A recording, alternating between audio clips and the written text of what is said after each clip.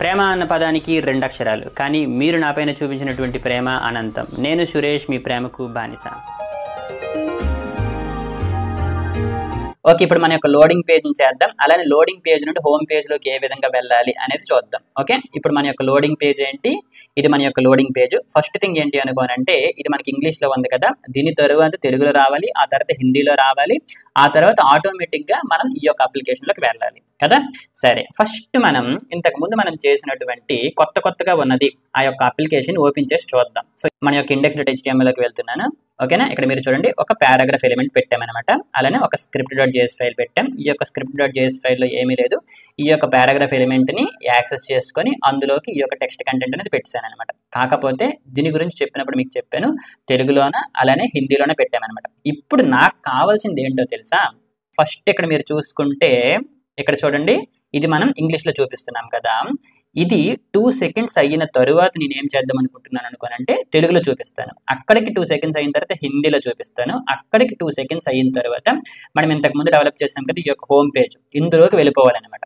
So అందుకోసం మనం ఏం చేస్తాము, ఒక సెట్ ఇంటర్వెల్ని వాడుకోవచ్చు. ఆ యొక్క సెట్ ఇంటర్వెల్ని ఎవ్రీ 2 secondsకి కాల్ చేసినట్టు చేసుకోవచ్చు. ఓకే, ఇప్పుడు నేను ఏం చేస్తాను అనుకుంటే సెట్ ఇంటర్వెల్ అని వాడాను, దానికి ఒక కాల్ బ్యాక్స్ని ఇస్తున్నాను. ఓకే, ఆ యొక్క కాల్ బ్యాక్ ఎప్పుడెప్పుడు కావాలనుకోనంటే 2 seconds అయిన తర్వాత కాల్ అవ్వాలన్నమాట. ఓకేనా, సో అందుకోసం నేను ఇప్పుడు ఏం చేస్తాను అనుకోనంటే 2 seconds అయిన తర్వాత ఏమవ్వాలి, ఇక్కడ మనకి తెలుగులో ఉంది కదా అది రావాలన్నమాట. అంటే ఇందులో మనం ఏదైతే రాసామో అది రావాలి, అక్కడికి 2 seconds అయిన తర్వాత హిందీలో రావాలన్నమాట. సో అందుకోసం నేను ఏం చేస్తాను అనుకోనంటే, సింపుల్గా మన దగ్గర ఉన్నటువంటి ఈ యొక్క టైటిల్స్ ఏవైతే ఉన్నాయో ఈ యొక్క టైటిల్స్ అన్నిటినీ కూడా ఒక ఏరియాలో పెడతాను అనమాట. ఓకేనా, సో ఏం చేస్తాను అనుకోనంటే ఇది పెట్టాను డబుల్ కొటేషన్స్లో.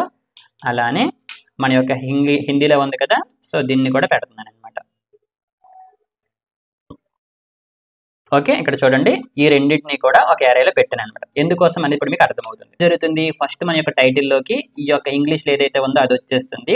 అక్కడికి 2 seconds అయిన తర్వాత ఇందులో ఉన్నటువంటి ఫస్ట్ ఎలిమెంట్ని పెట్టాలనుకుంటున్నాను అనమాట. మరి ఇందులో ఉన్నటువంటి ఫస్ట్ ఎలిమెంట్ నాకు ఏ విధంగా వస్తుంది అనుకోనంటే, ఈ యొక్క ఎరేలో ఉన్నటువంటి ఇండెక్స్ని బట్టి ఉపయోగించుకోవచ్చు. సో కదా, సో అంటే ఏ విధంగా చేసుకోవచ్చు, టైటిల్ డాట్ టెక్స్ట్ కంటెంట్లోకి మన యొక్క టైటిల్స్లో ఉన్నటువంటి ఫస్ట్ది అంటే 0th అనమాట. సో నెక్స్ట్ టైం ఏమవ్వాలి, మళ్ళీ 2 seconds అయిన తర్వాత ఫస్ట్ది రావాలి, అంటే ఇక్కడ 1 అవ్వాలన్నమాట. సో అందుకోసం నేను ఏం చేస్తాను అనుకోనంటే ఒక కౌంటర్ మెయింటైన్ చేసుకుంటాను అనమాట. ఇప్పుడు చూడండి, ఫర్ ఎగ్జాంపుల్ కౌంట్ అనేది 0తో స్టార్ట్ చేశాను, ఎందుకంటే స్టార్టింగ్ నాకు 0th ఇండెక్స్లో ఉన్నది కావాలి కదా. సో అందుకోసం ఏం చేస్తాను, ఇక్కడ ఈ యొక్క కౌంట్ని పంపిస్తాను. సో ఏం జరుగుతుంది, ఫస్ట్ ఇంగ్లీష్లో ఉన్నది వస్తుంది, ఆ తర్వాత 2 seconds అయిపోయిన తర్వాత ఇందులో ఉన్నటువంటి ఫస్ట్ది, సో 0 కాబట్టి ఇందులో ఉన్నటువంటి ఫస్ట్ది వచ్చింది అనమాట.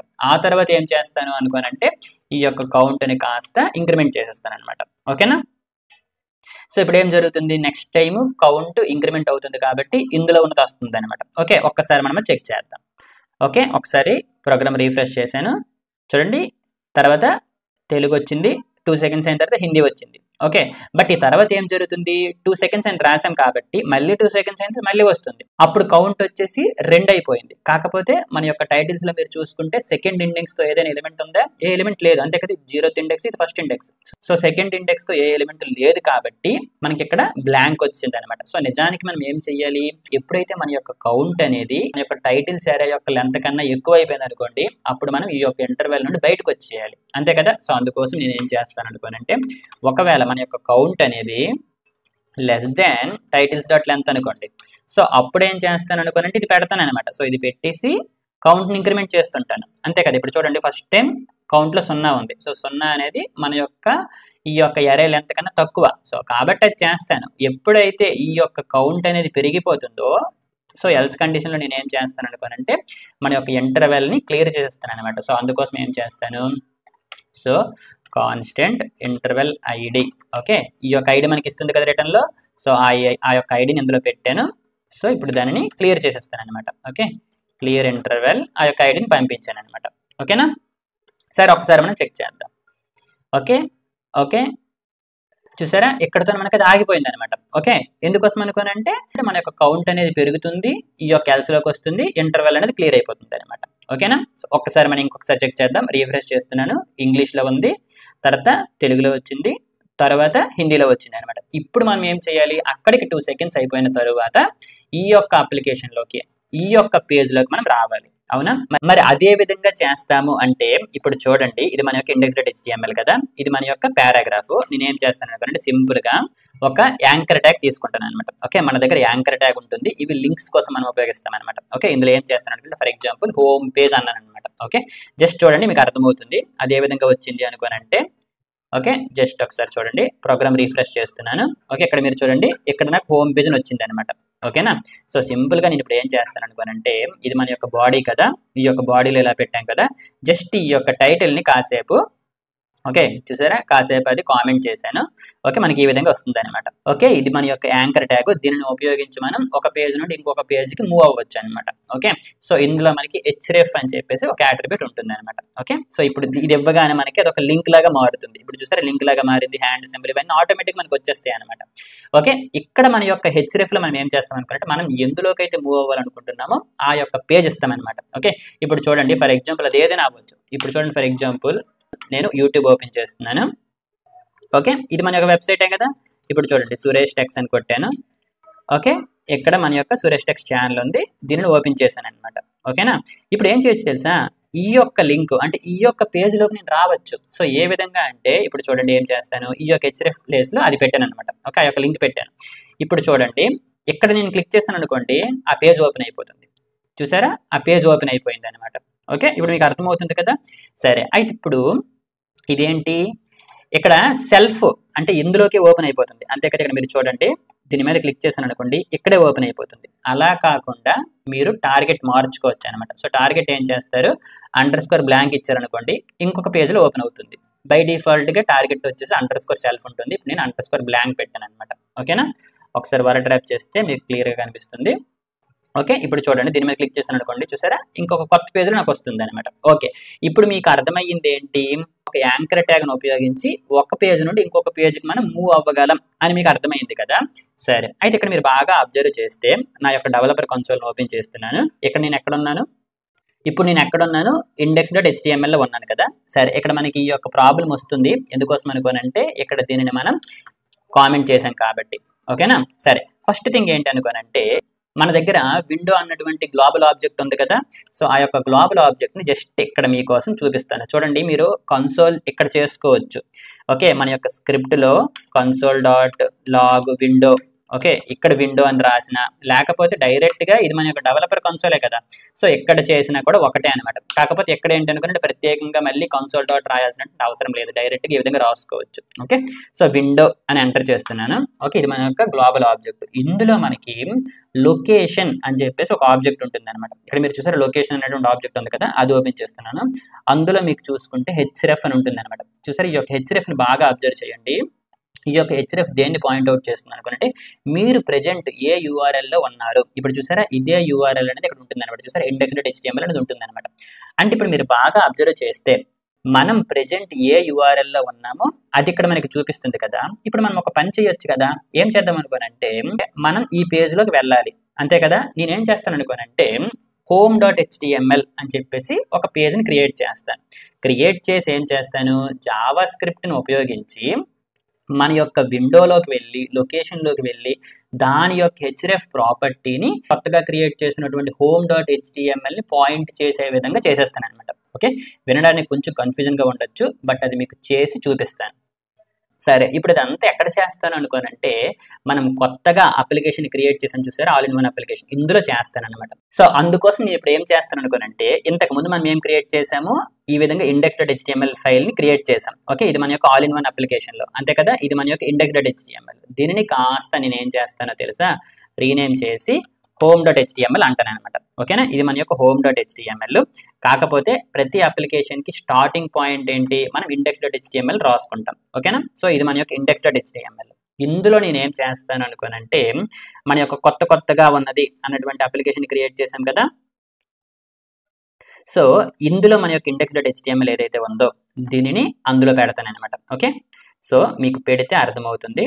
ఓకే, సో ఇది మన యొక్క స్టార్టింగ్ పాయింట్ అవుతుంది అనమాట. ఓకేనా, సో ఈ యొక్క స్టార్టింగ్ పాయింట్ అవుతుంది. ఇందులో నుండి ఈ యొక్క href ని తీసాను అనమాట. ఓకే, ఎందుకోసం అనేది కొంచెం పోతే అర్థమవుతుంది. ఓకే, అలానే ఇక్కడ మీరు అబ్జర్వ్ చేయండి, ఈ యొక్క స్టార్టింగ్ పేజ్ ఏదైతే ఉందో దీనికి మనం ఇచ్చినటువంటి స్క్రిప్ట్ ఏంటి, script.js అనమాట. ఓకే, సో ఇందులో ఉన్నటువంటి కోడ్ ఏంటి, ఇది అంతే కదా, ఇంతకు ముందు మనం రాసాం. ఓకే, ఓకే, సో ఇప్పుడు నేను ఏం చేస్తున్నాను అనుకోనంటే ఇందులో ఉన్నటువంటి కోడ్ అంతటిని కూడా కాపీ చేశాను. సో కాపీ చేసి ఓకే, ఇక్కడ మన యొక్క స్క్రిప్ట్ డాట్ జేఎస్ ఉంది కదా, నేనేం చేస్తాను అనుకోనంటే ఇంకొక స్క్రిప్ట్ ఫైల్ని రాస్తాను అనమాట. చూసుకోండి మన యొక్క ప్రాజెక్ట్లో ఎన్ని స్క్రిప్ట్ ఫైల్స్ అయినా ఉండొచ్చు అనమాట. ఓకేనా, ఇప్పుడు చూడండి for example loading dot JS అన్నాను అనమాట. ఓకే, అది మన యొక్క లోడింగ్కి సంబంధించింది, అది మన యొక్క లోడింగ్కి సంబంధించింది కదా, అందుకోసం అని చెప్పేసి ఓకే అందులో ఈ విధంగా పెట్టాను అనమాట. ఓకే, మీకు మొత్తం క్లారిటీ వస్తుంది, జస్ట్ వినండి.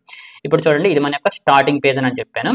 ఇక్కడ నేను స్క్రిప్ట్ డాట్ జేఎస్ ఇచ్చాను కదా, స్క్రిప్ట్ డాట్ జేఎస్ ఇవ్వకుండా లోడింగ్ డాట్ జేఎస్ ఇస్తాను అనమాట. సో ఇప్పుడు ఏం జరుగుతుంది, ఎప్పుడైతే మన యొక్క స్టార్టింగ్ పేజ్ అంటే ఈ యొక్క ఇండెక్స్ డాట్ హెచ్టిఎంఎల్ని ఓపెన్ చేస్తామో ఇందులో మనకి పారాగ్రాఫ్ వచ్చింది, ఇందులో మనకి లోడింగ్ డాట్ జేఎస్ ఉంది అనమాట. సో ఈ యొక్క జావా స్క్రిప్ట్ ఫైల్లో ఉన్నటువంటి కోడ్ అనేది ఎగ్జిక్యూట్ అవుతుంది, అంటే ఇది ఎగ్జిక్యూట్ అవుతుంది అనమాట. సో ఇది ఎగ్జిక్యూట్ అయినప్పుడు మన యొక్క టైటిల్కి ఎవ్రీ 2 seconds తర్వాత ఇందులో ఉన్నటువంటి డేటా అనేది వస్తుంది అనమాట. సో ఆ విధంగా ఇందులో ఉన్నటువంటివన్నీ అయిపోయిన తర్వాత క్లియర్ ఇంటర్వెల్లోకి వెళ్తుంది. ఇప్పుడు నేను ఏం చేస్తాను అనుకోనంటే జావా స్క్రిప్ట్ను ఉపయోగించి ఈ యొక్క హోమ్ డాట్ హెచ్టిఎంఎల్ ఉంది కదా అందులోకి వెళ్తాను అనమాట. ఓకేనా, సరే ఫస్ట్ మనం ఏం చేద్దాం అనుకోనంటే ఈ యొక్క అప్లికేషన్ని రన్ చేద్దాం. ఓకే, మన యొక్క all in one application run చేశాను, అక్కడ వర్క్ అవుతుందంటే వర్క్ అవుతుంది.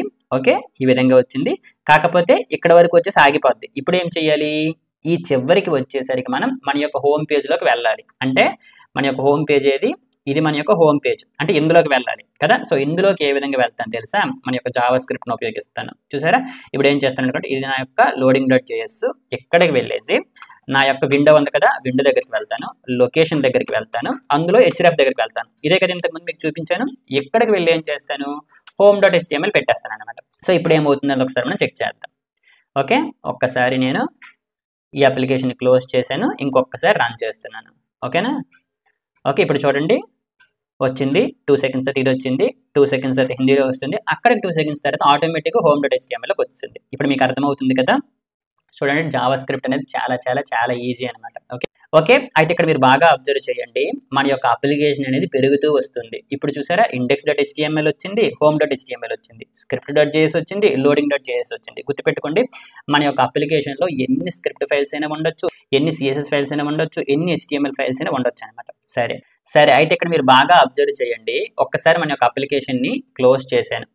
ఓకే, ఇప్పుడు ఒక్కసారి మన యొక్క అప్లికేషన్ మళ్ళీ రన్ చేస్తున్నాను, బాగా అబ్జర్వ్ చేయండి. ఇది మన యొక్క స్టార్టింగ్ పేజ్లో చూసారా, ఈ యొక్క టాప్లో మనకి ఏముంది, ఐ యామ్ లెర్నింగ్ అని ఉంది. ఓకే, చూసారా దాని యొక్క టైటిల్ వేరేగా ఉంది. అలానే ఎక్కడికి వచ్చినప్పుడు చూసారా ఆల్ ఇన్ వన్ అప్లికేషన్ అయిపోయింది అనమాట. నిజానికి మన యొక్క అప్లికేషన్ మొత్తం ఒకటే కదా, సో అటువంటప్పుడు దీని యొక్క టైటిల్ కూడా నాకు ఒకటే కావాలనుకుంటున్నాను అనమాట. సో అంటే దాని అర్థం ఏంటి, నిజానికి మీరు చూసుకుంటే ఈ యొక్క లోడింగ్ డాట్ జేఎస్లో మనం ఏం చేసాము, దీని యొక్క టైటిల్ని ఐ యామ్ లెర్నింగ్ అని మార్చామన్నమాట, అంతే కదా. సో ఇప్పుడు నిజానికి ఏం చేయొచ్చు, ఇదే ప్లేస్లో నేను ఏం చేయొచ్చు, ఆల్ ఇన్ వన్ అప్లికేషన్ అని పెట్టుకోవచ్చు. అలా కాకుండా మీరు ఏం చేసుకోవచ్చు, ఈ యొక్క ఇండెక్స్ డాట్ హెచ్టిఎంఎల్ ఉంది కదా ఇక్కడ అది మార్చేయచ్చు అనమాట. అయితే ఇక్కడ మీరు బాగా అబ్జర్వ్ చేయండి, మీకు ఏమని చెప్పాను, మన యొక్క అప్లికేషన్ అనేది అలాగ పెరుగుతూ ఉంటుంది, అంటే ఫ్యూచర్లో మనకి కొత్త పేజెస్ కూడా వస్తుంటాయి కదా.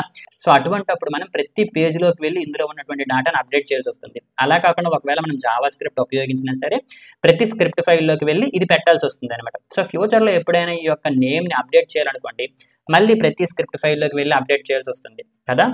సో వీటిని రెక్టిఫై చేయడానికి, అంటే మన యొక్క ప్రాజెక్ట్ అనేది పెరిగిపోతున్నప్పుడు కోడ్ని రీయూజ్ చేయడానికి, అంటే ఒక స్క్రిప్ట్ ఫైల్లో ఉన్నటువంటి కోడ్ని ఇంకొక స్క్రిప్ట్ ఫైల్లో రీయూజ్ చేసుకోవచ్చు అనమాట. ఆ విధంగా చేసుకోవడానికి జావా స్క్రిప్ట్లో మనకి మాడ్యూల్స్ అన్నటువంటి ఒక కాన్సెప్ట్ ఉంటుంది అనమాట. ఓకేనా, దాని గురించి ఇప్పుడు మనం డిస్కస్ చేసుకుందాం. చిన్న బ్రేక్, చిటికలో వచ్చేస్తాను.